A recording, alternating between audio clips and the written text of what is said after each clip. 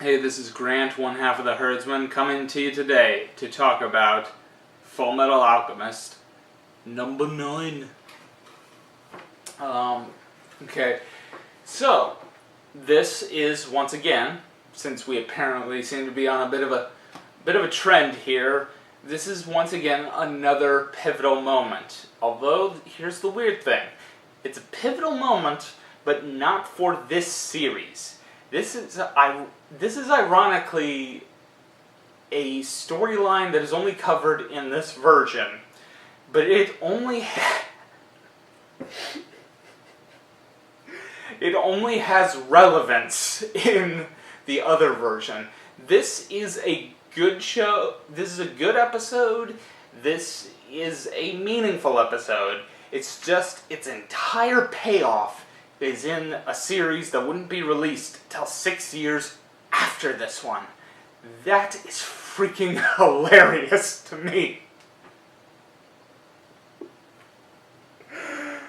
Okay, so this is their, since the timeline's starting to get a little wonky for these, this is what I'm guessing to be their first assignment as state alchemists. And they go into this town to inspect a coal mine, which sounds, right off the bat, like it's a really, really boring episode of Parks and Rec.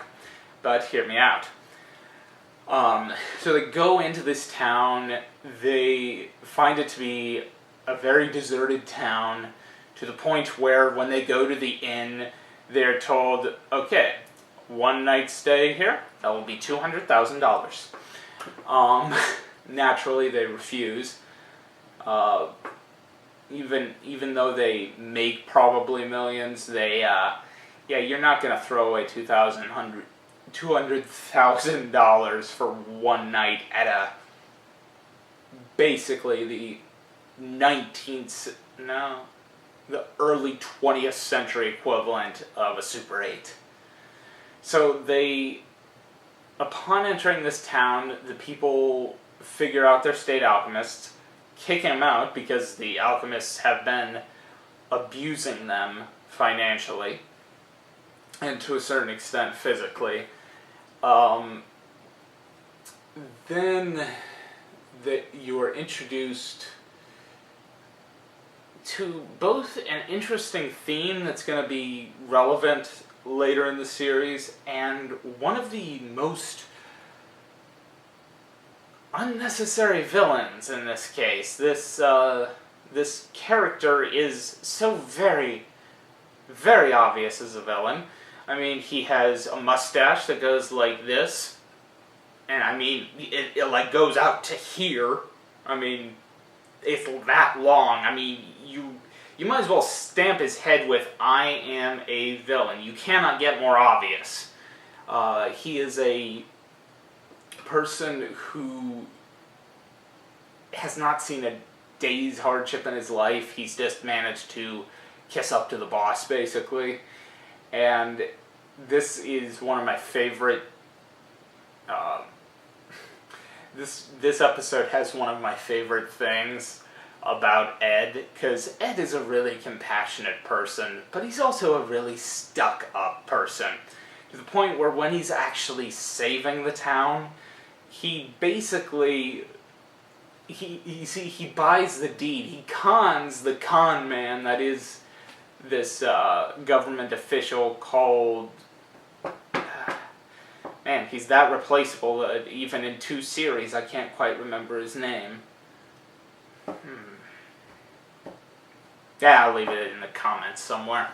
Anyway, he dupes the man who's been taking advantage of the town and gets the deed for this town, and he parades it around the people that kicked him out of an inn, and he just milks it for all it's worth, basically saying, oh man, this deed is worth a lot. It's probably worth it more than this whole town. I mean, see this. You don't see quality paper quite like this. Yeah, see, it's written in gold. It's kept in a jade box.